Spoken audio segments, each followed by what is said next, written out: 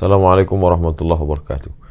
Inna awwala ma yuhasabu bihil abdu yawmal qiyamah, sesungguhnya yang pertama kali dihisab, dihitung, dikira dari seorang hamba pada hari kiamat, salatuhu, salat.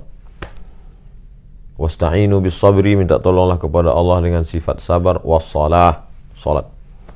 Nabi SAW sebelum meninggal dunia pesannya as-salah, as-salah, salat, salat. Tampuk kekuasaan dilanjutkan oleh Sayyidina Abu Bakar Siddiq Al-Khalifatul Ula, khalifah yang pertama.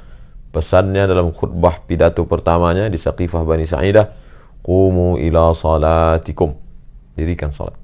As-salatu imaduddin, tertulis di kaligrafi di tiang sebelah kiri mihrab Nabi. Salat tiang agama. Kalau mau melihat orang munafik, lihat dari salatnya, bagaimana dia ke masjid, bagaimana istiqamahnya.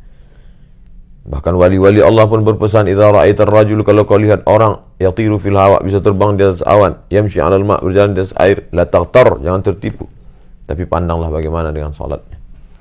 Ulama-ulama kita, nah ini banyak yang tak betul. Inna salata, sesungguhnya salat, tanha, mencegah anil fahsya, dari perbuatan keji, wal munkar. Kenapa salat kita tidak mencegah dari perbuatan keji dan munkar? Karena mungkin satu kemungkinan salat kita tak betul, kurang tumakninahnya, rukun, syarat, wajib, sunat-sunatnya, mundur ke belakang jalan.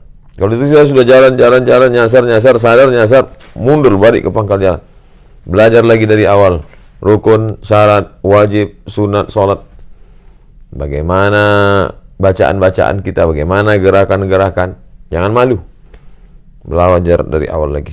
Mudah-mudahan pelatihan sholat, belajar sholat dari mulai gerakan, bacaan, niat, menjadi amal soleh. Terima kasih. Assalamualaikum warahmatullahi wabarakatuh.